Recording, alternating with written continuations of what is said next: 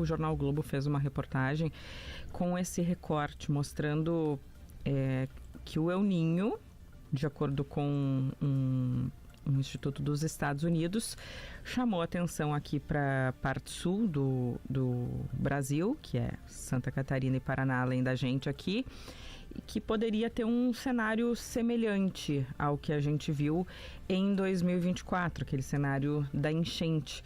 Por isso a gente traz para analisar esses dados, a gente traz ao programa meteorologista do CEMADEM, que é o Centro Nacional de Monitoramento e Alerta de Desastres Naturais. Mariana Palota, bem-vinda, bom dia.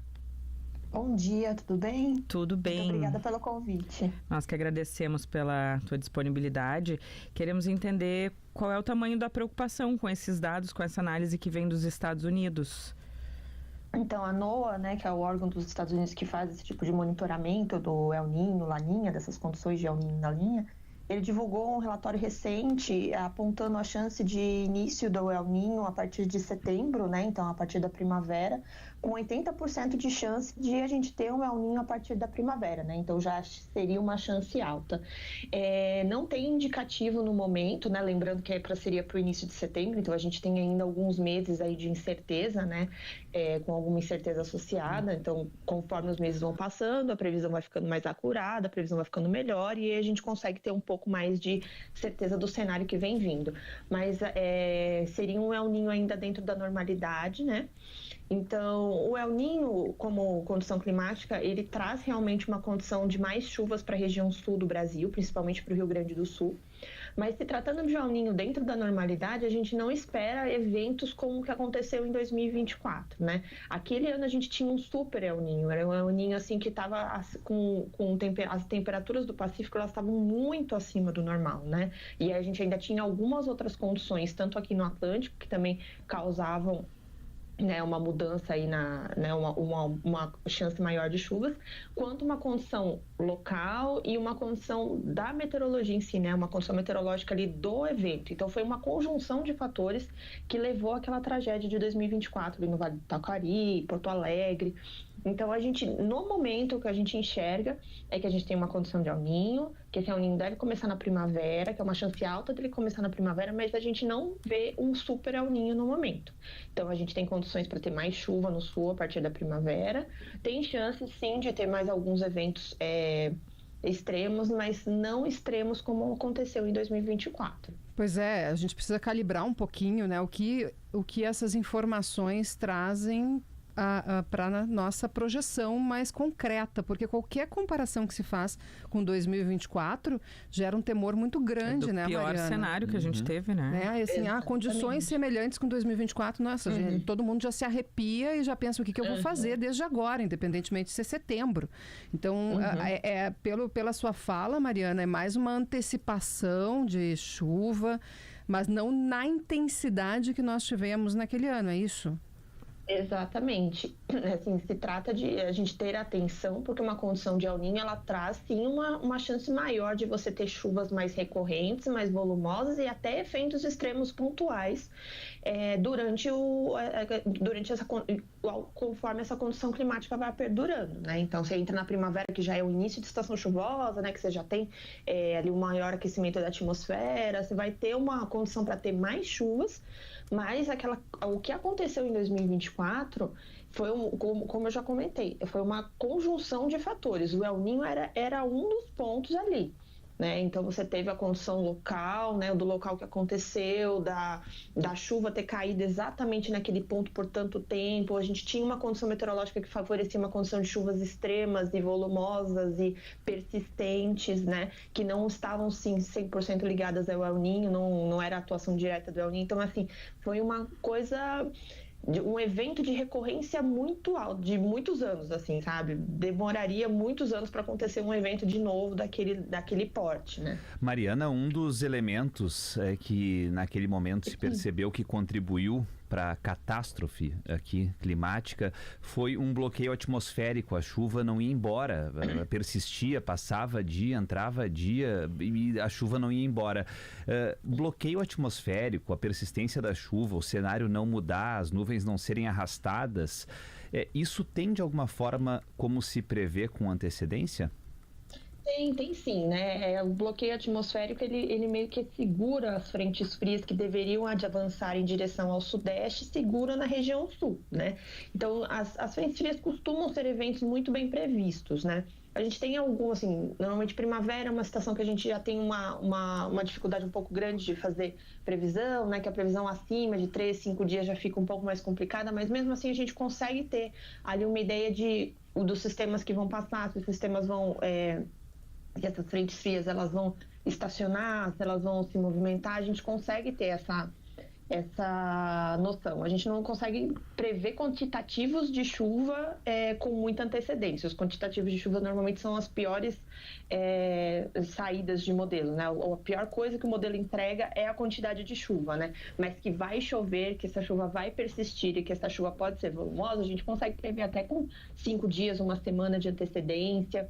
Se vai ter uma recorrência de frentes frias, até uns 10 dias de antecedência a gente consegue verificar. A situação que aconteceu em 2024, ela conseguiu ser prevista com alguns dias de antecedência, mas a persistência dela foi o que surpreendeu, né? Conforme os modelos iam atualizando, a gente ia vendo que aquela situação ia persistindo.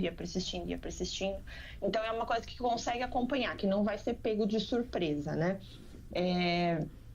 Tem que sim ficar atento ao monitoramento. O CEMADEM faz monitoramento 24 horas, 7 dias por semana, então a gente sempre tem profissionais de plantão para acompanhar esse tipo de caso e ficar atento também às previsões de tempo dos órgãos oficiais, o IMET, o INPE, que divulga esse tipo de previsão aí com acurácia e com antecedência. Bom, essa previsão, portanto, da qual a gente falava, veio dos Estados Unidos, é lá para setembro, mas aproveitando a tua presença aqui, Mariana, o que dá para se falar sobre outono e inverno aqui na região sul? Então, a gente vê o outono dentro da normalidade, né? Como eu te disse, a gente tem uma previsão de El Niño para a primavera, então agora a gente está saindo de uma laninha fraca, que já não tem tanta influência mais no clima aqui para o Brasil como um todo, né? Mas também mais especificamente para a região sul. A gente está saindo de uma laninha fraca para entrar no período de neutralidade até esse El Niño firmar ali no início da primavera, meados da primavera. Então, a gente vê aí o outono como uma estação dentro da normalidade.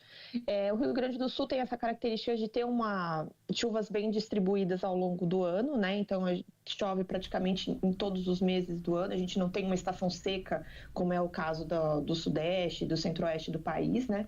E o que a gente espera agora para outono, né? Entrando no outono, é que a estação de transição normalmente traz alguns extremos, né? Então, a gente costuma ter uma atmosfera mais instável, né? A gente ainda tem a atmosfera bastante aquecida, vinda do verão, mas as massas de ar frio já começam a adentrar e isso causa muita instabilidade na atmosfera. Então, tem possibilidade de chuvas bastante intensas, acompanhadas de rajadas de vento, queda de granizo, descargas elétricas.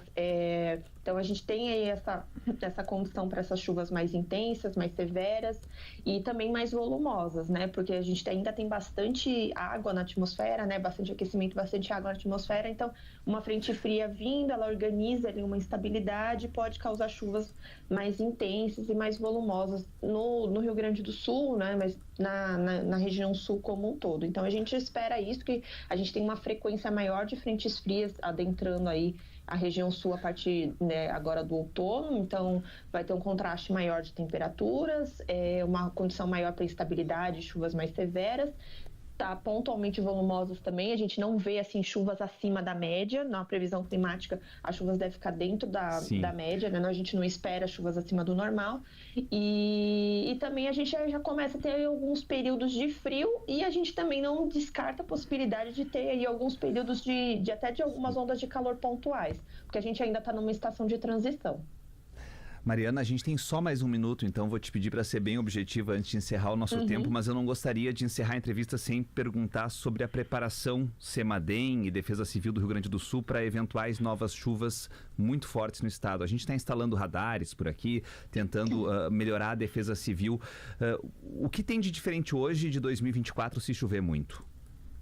A gente, como o CEMADEM, ele está sempre em contato com a Defesa Civil Nacional, que é quem faz a ponte para as defesas civis, tanto dos estados quanto dos municípios. Desde o de 2024, a gente vem intensificando esse canal, né, entre CEMADEM e Defesa Civil Nacional, para que a gente possa atingir ainda mais as defesas civis estaduais e municipais. A gente tem contato bastante com o pessoal do Rio Grande do Sul, principalmente depois do que aconteceu. Então, a gente se mantém em contato, o CEMADEM emite alertas quando a gente verifica a possibilidade de chuvas que possam causar eventos tanto hidrológicos, né, de inundações e alagamentos, quanto de deslizamentos. A gente emite esses alertas e esses alertas eles devem chegar aí às defesas civis municipais e estaduais. Então, a gente mantém esse contato e esse contato tem ficado cada vez mais próximo. Então, a gente espera que realmente a gente possa ajudar aí a mitigar alguns desastres. Mariana, muito obrigada por nos atender nessa manhã. Bom dia e bom trabalho. Obrigada, bom dia. Meteorologista do Centro Nacional de Monitoramento e Alertas de Desastres Naturais, Mariana Pallotta. É importante a gente até mostrar que não é aquela previsão ali, pelo menos nesse momento, porque de longe, e quem olha de outros estados talvez não entenda o tamanho do nosso trauma com comparar qualquer coisa ou dizer que qualquer coisa pode ser parecida com o que a gente viveu em 2024.